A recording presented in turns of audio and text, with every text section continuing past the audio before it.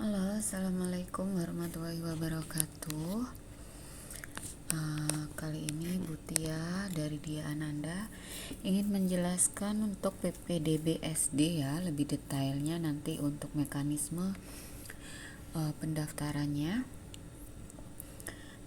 Ibu buka dulu untuk PPDB-nya.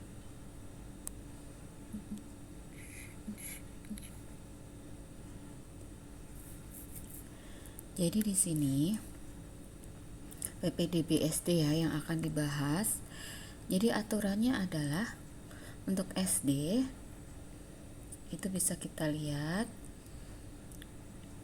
sini ada jalur afirmasi, zonasi, pindah tugas, tahap kedua dan tahap ketiga. Oke, di sini afirmasi itu untuk yang penyandang disabilitas, untuk yang panti, terus untuk yang Jaklinggo, DTKS ya bisa dilihat di situ.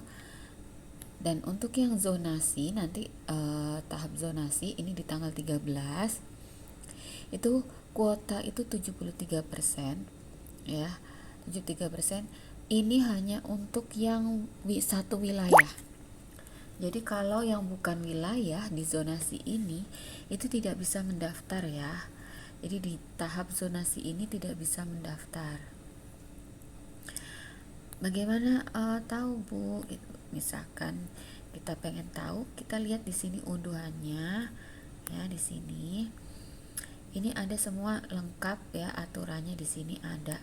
Jadi di tahap zonasi itu yang bisa mendaftar adalah yang wilayah. Contoh, jadi yang satu wilayah. Contoh kakaknya adalah kakak di Jatinegara, itu tidak bisa mendaftar di Durensawit ya. Untuk tahap zonasi itu tidak bisa mendaftar di Durensawit, hanya bisa nanti ikut di tahap kedua ya. Tahap kedua itu jika ada kuota kosong, tapi biasanya sih kalau SD selalu ada kuota kosong kok.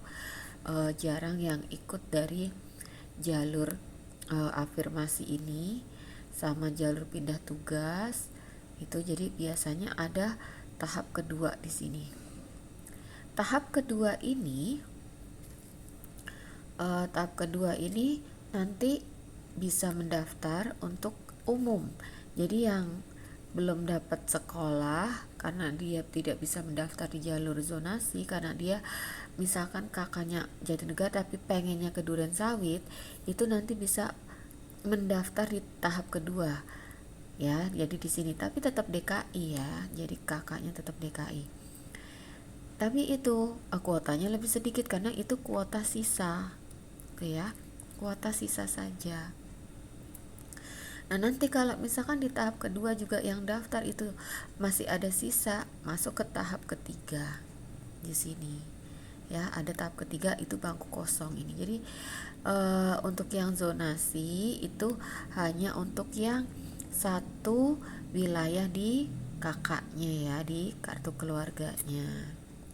Jadi agar tahu orang tua, kalau memang ia yakin di sini ada kuota, ya udah berarti nunggu, nggak usah daftar di jalur zonasi.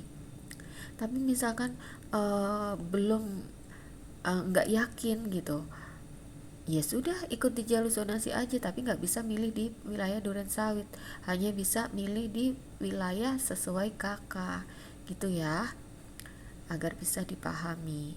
Oke, terima kasih.